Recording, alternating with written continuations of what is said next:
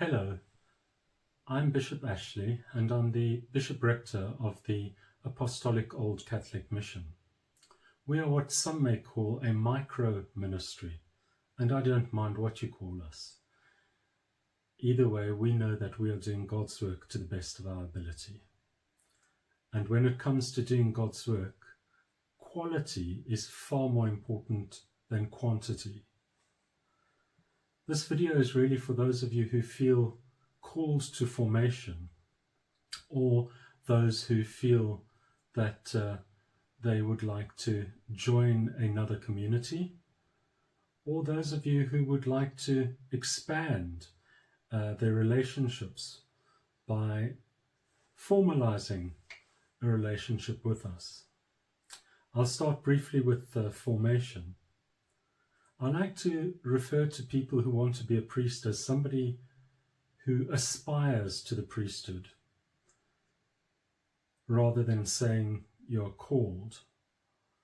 I reserve that name, called, until you've confirmed your aspiration. In other words, what I mean is, if you feel you really want to be a priest, or a deacon for that matter, speak to people who know you. Get them to confirm that they agree with what you think. At that point, I believe it is a calling. With us, formation starts with the diaconate, then priesthood. We only recognize deacons, priests, and bishops. We don't use other titles. For formation with us, we are quite small, so we like to focus on quality rather than quantity. So formation with us would require a period of training. All of it is online. You would be required to get your own mentor, because it's really important to have someone local that you can speak to. They don't necessarily have to be in the clergy, but they should be a strong Christian. When it comes to formation for the diaconate, you can expect to spend an average of a year doing your studies. Now, for some people it will be a little bit less, and some people will be a bit more, because this is self-paced. The important thing, though, is that you need to spend time every week on your studies. If you don't, I fear you're not as committed as you may think you are. Going into ministry is nothing easy, I can promise you that. So prepare yourself for a proper formation if you choose to join us. The other area that I want to speak about is what we refer to as incardination. That's where you are already a deacon, priest, or bishop.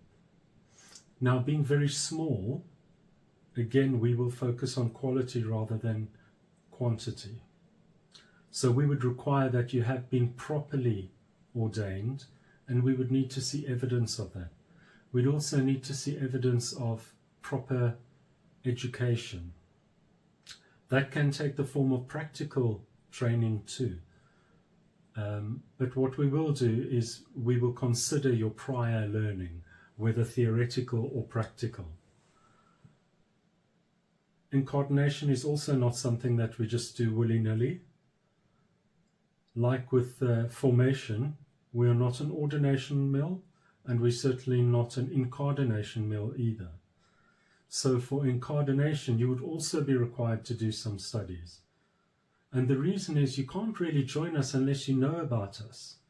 So you would need to study our statutes, our ecclesiology, and our catechism, at the very least.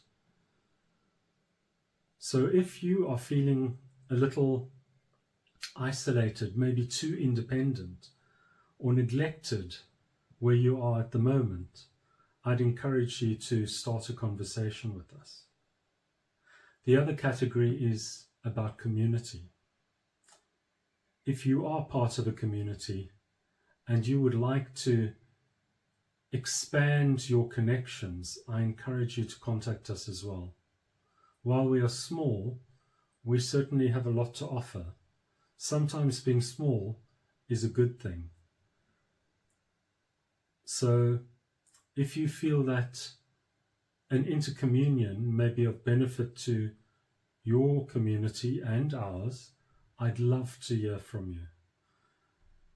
To summarize, I want to be clear that we are interdependent or intradependent, depending on how you look at it.